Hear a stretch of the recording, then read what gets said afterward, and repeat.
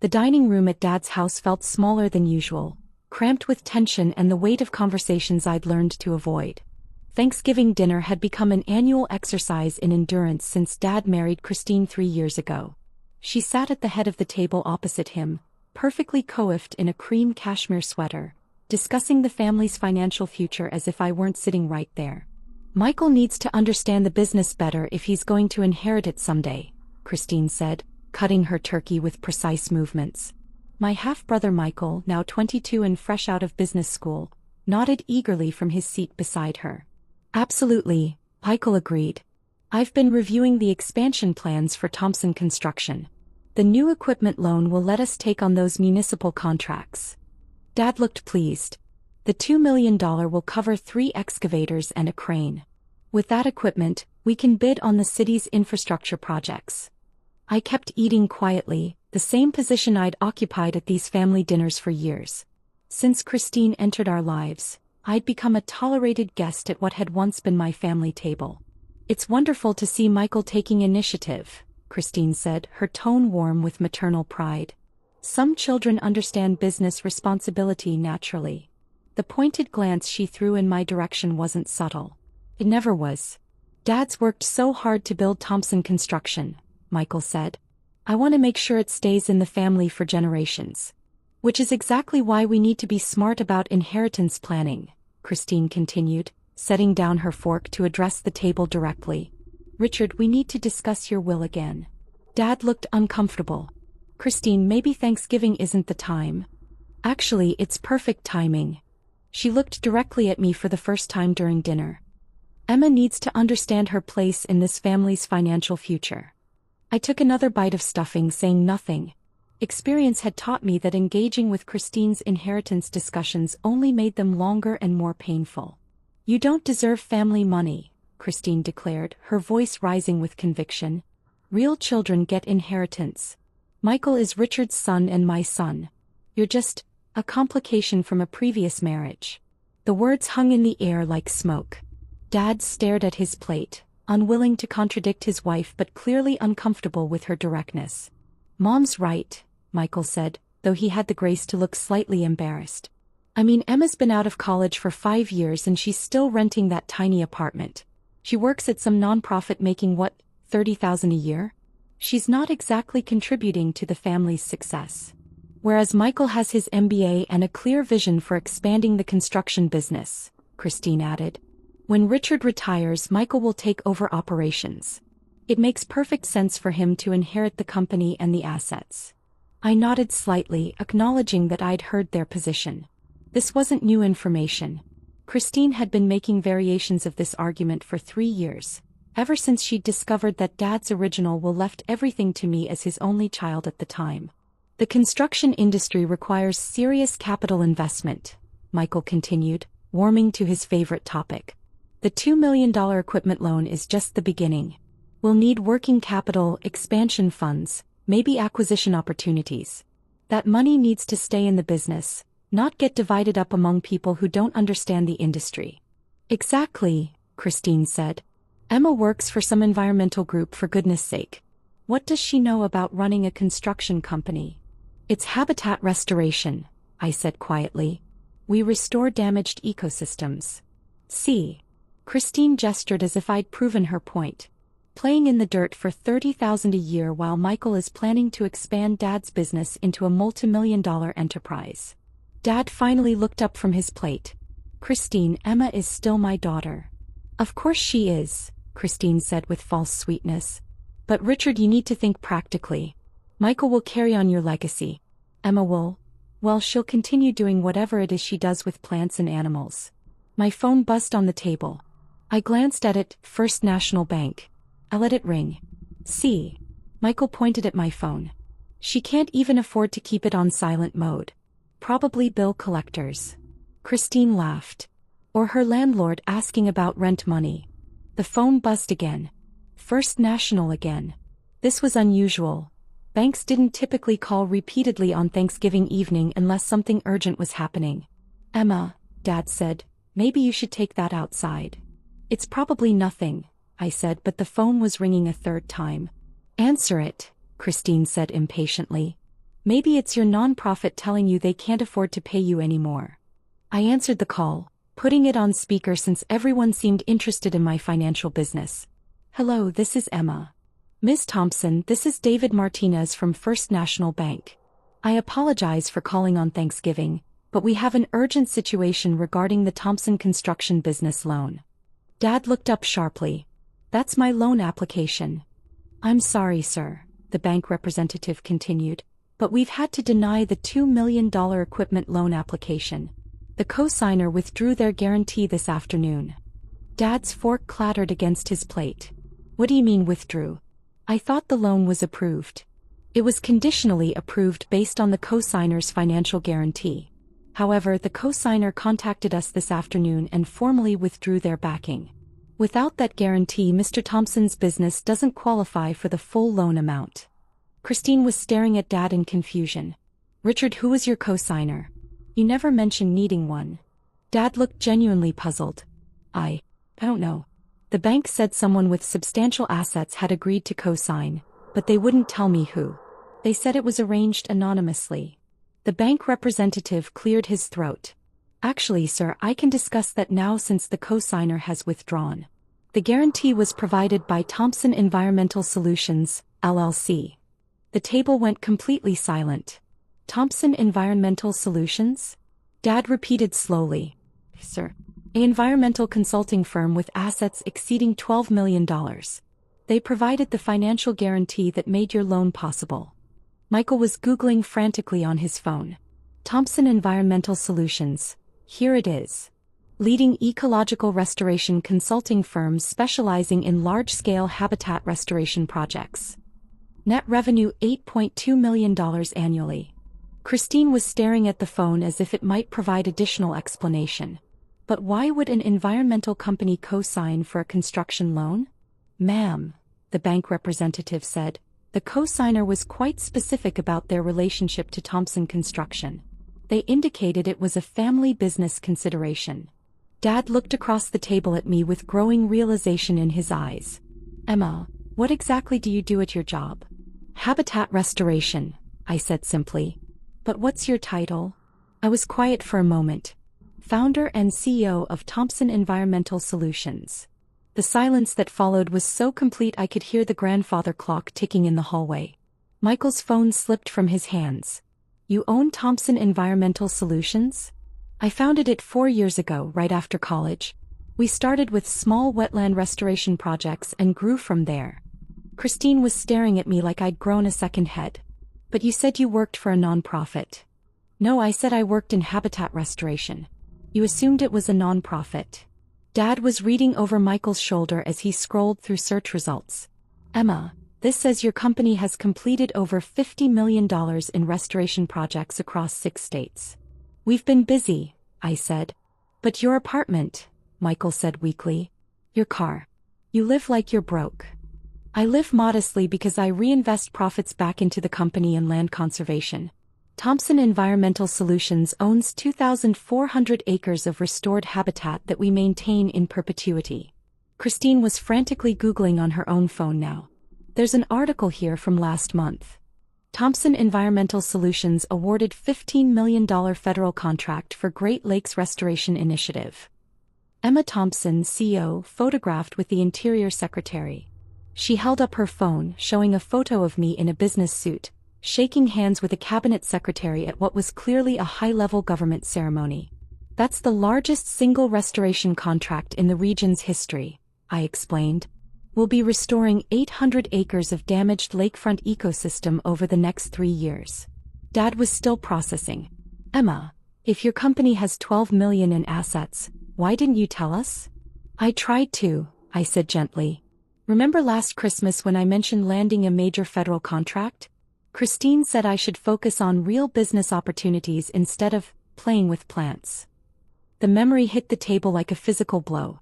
When I brought up expanding into wetland restoration consulting, Michael said environmental work was just a phase, and I should consider serious career paths. Michael was reading more search results. Emma, there are dozens of articles about you. Rising star in environmental consulting. Young CO transforms ecological restoration industry. Thompson Environmental Solutions, from startup to industry leader. But you never corrected us, Christine said, her voice small. I tried to share what I was working on. Every time I mentioned a new project or contract, someone changed the subject to my lack of direction or unrealistic career choices. Dad was shaking his head slowly. Emma, you co-signed my business loan? Thompson Environmental Solutions provided the guarantee, yes. Your expansion plans are solid and construction and restoration often work together on large projects. I thought it might create collaboration opportunities. You guaranteed $2 million for my business expansion while we were sitting here talking about excluding you from inheritance? Business is business, I said. Family relationships are separate from financial decisions. Christine was reading her phone with increasing horror.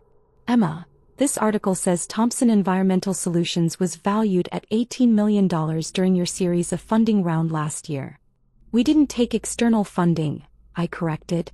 That valuation was for insurance and partnership purposes. The company is entirely self-funded.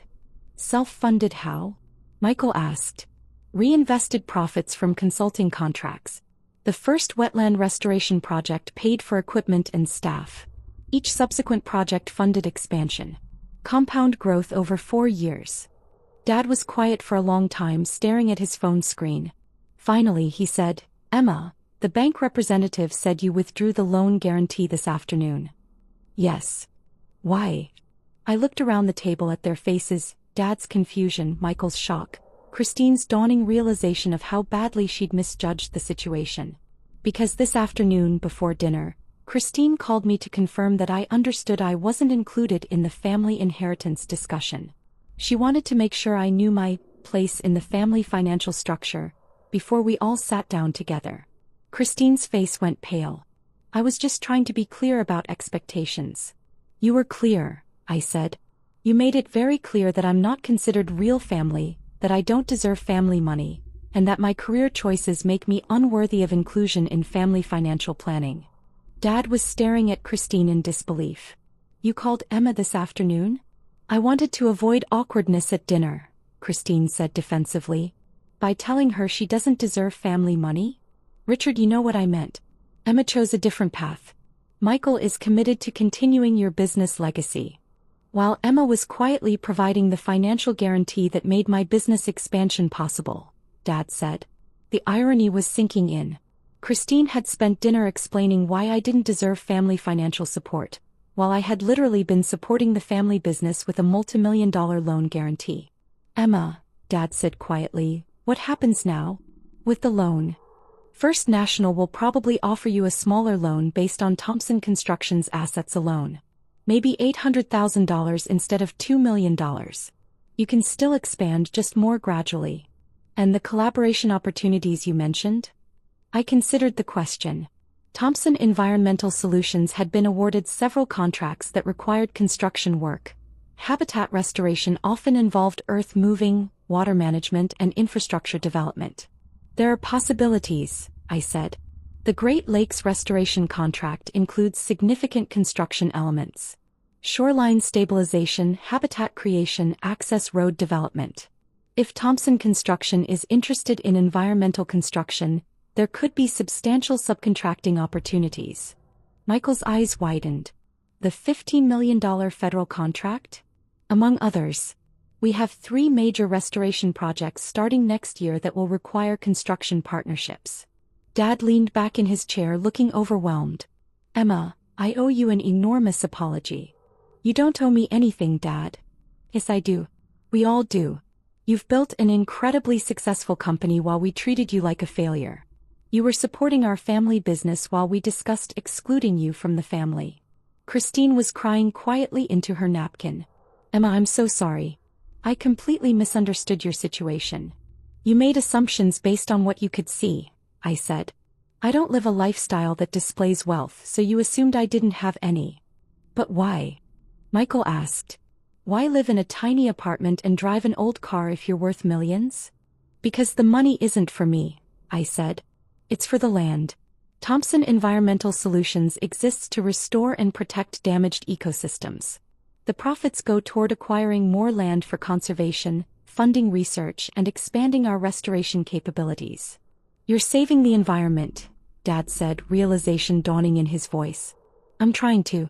Climate change, habitat destruction, species extinction, these are urgent problems that require immediate action. Business profits are just a tool for funding solutions. Christine looked up from her napkin. Emma, can I ask you something personal?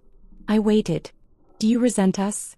For treating you so poorly while you were actually more successful than any of us realized. I thought about the question while looking around the table. Dad, who had worked hard his entire life to build a construction business that employed 30 people. Michael, who genuinely wanted to honor his father's legacy. Christine, who had been trying to protect her son's future in the only way she knew how. I don't resent anyone, I said.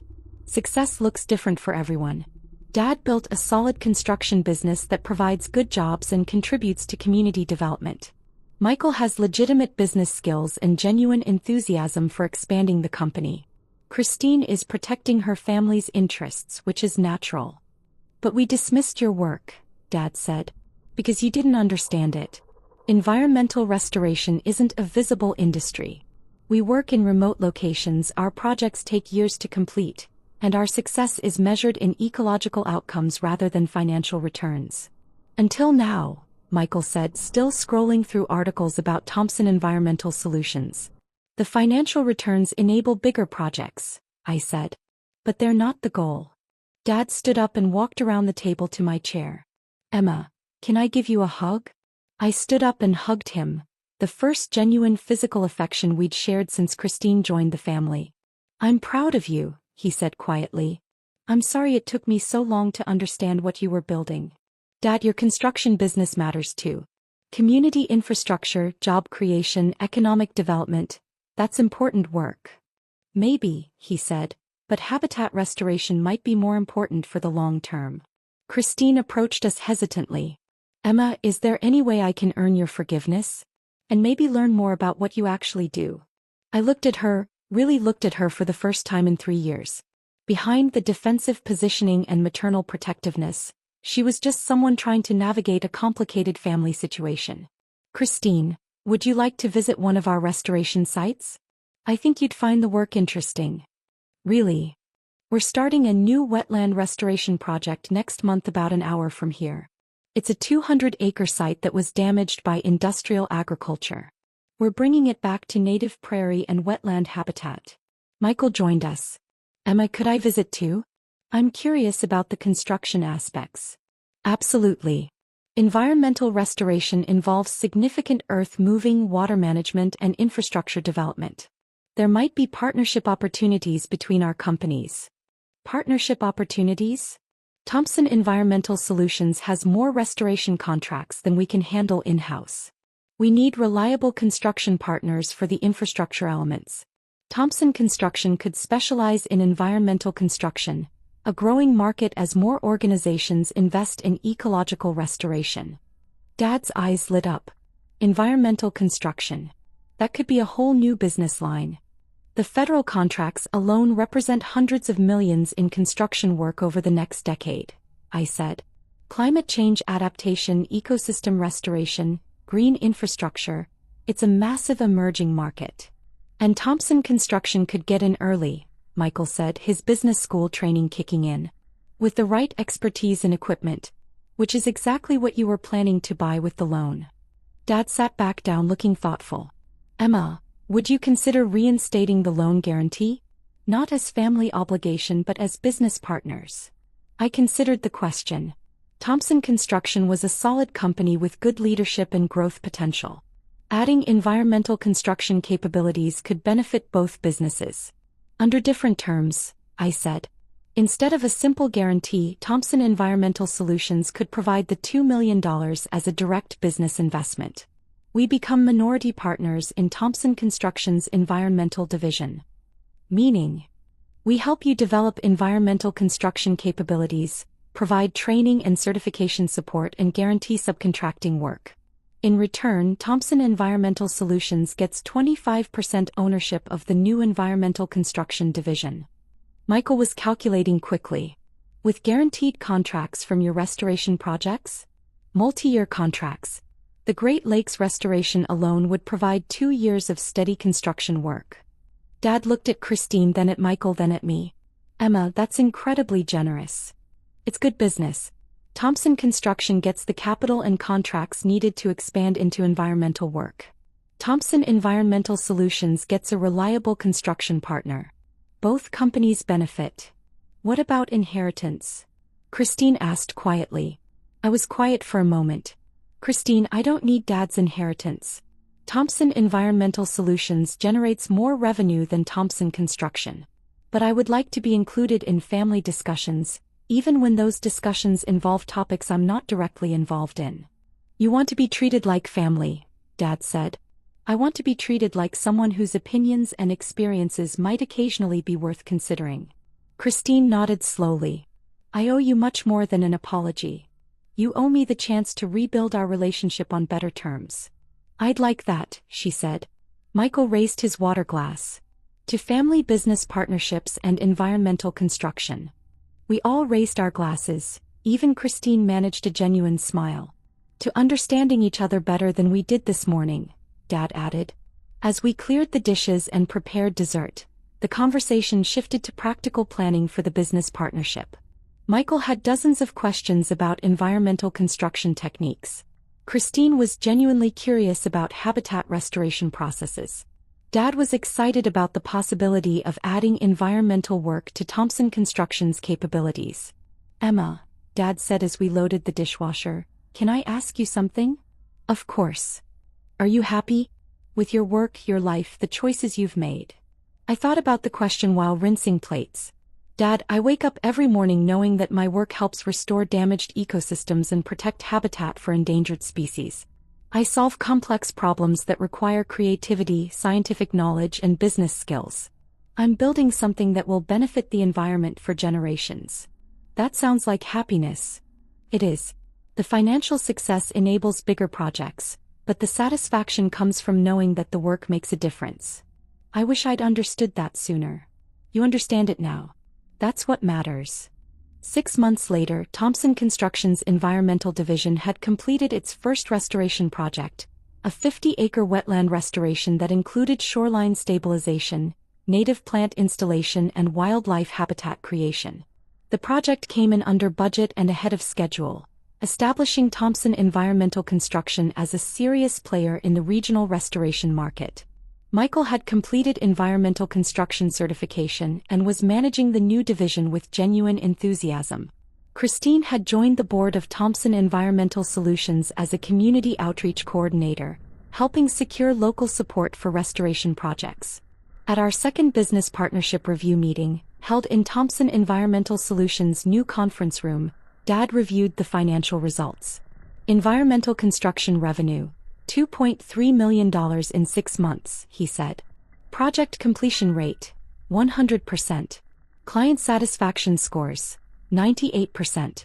Emma, this partnership has exceeded every projection. The market demand is even stronger than we anticipated, I said.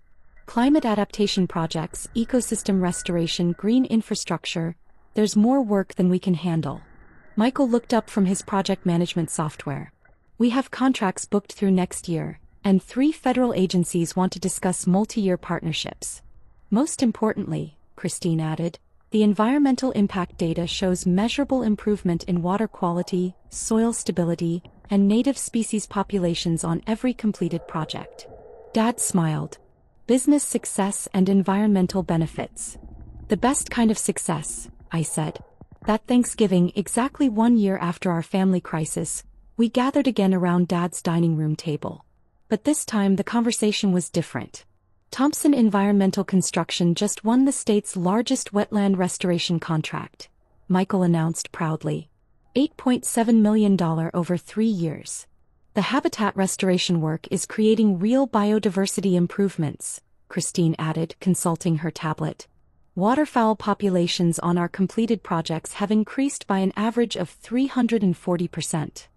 Dad raised his wine glass. To family businesses built on mutual respect and shared values. To understanding that success has many different forms, I added. To environmental construction, Michael said with a grin. To second chances, Christine said quietly. As we clinked glasses, I reflected on how much had changed since the previous Thanksgiving when I'd been told I didn't deserve family money.